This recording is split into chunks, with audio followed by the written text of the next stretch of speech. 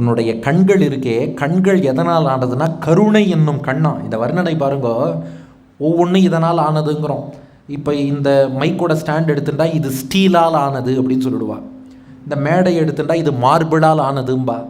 நம்ம உடம்பு எடுத்தால் பஞ்சபூதத்தால் ஆனதுங்கிறோம். கிருஷ்ணனுடைய கண்கள் எதனால் ஆனது? இப்போ நம்ம கண்ணுன்னா ஸ்க்ளீரா, கார்னியா, கன்ஜெக்டிவா இதனால் ஆனது. அப்புறம் உள்ளுக்குள்ள ஐரிஸ், அதுக்குள்ள லென்ஸ், ரெட்டினா இதனால் ஆனது. கிருஷ்ணனுடைய கண் எதனால் ஆனதுன்னா கருணை என்னும் கண். கருணையாலேயே உருவாக்கப்பட்டது. கருணாமயமாக இருப்பது கண்ணனுடைய திருக்கண்கள். அந்த கண் திறந்து காட்ட வேண்டும், அந்த கண்களால் கட்டாட்சம் பண்ணணும். ஏன்னா ஆண்டாள் கேட்டா, இது திருப்பாவை தான் இவருக்கு நிறைய இன்ஸ்பிரேஷன் சொன்னேன் இல்லையா?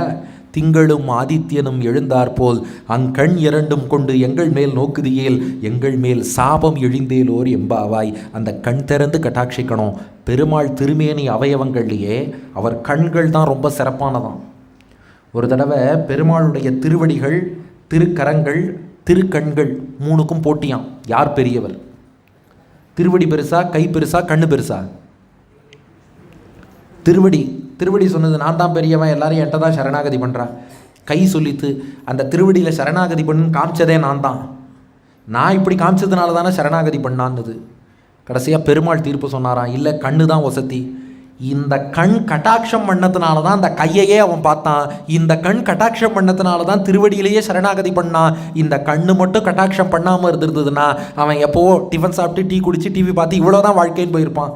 ஆனால் இதை தாண்டி பகவான்கிட்ட வந்தான்னா அந்த கண்களின் கட்டாட்சம் தான் காரணம். கருணை என்னும் கண் திறந்து காட்ட வேண்டும், காவல் என்னும் கை நீட்டி காக்க வேண்டும்.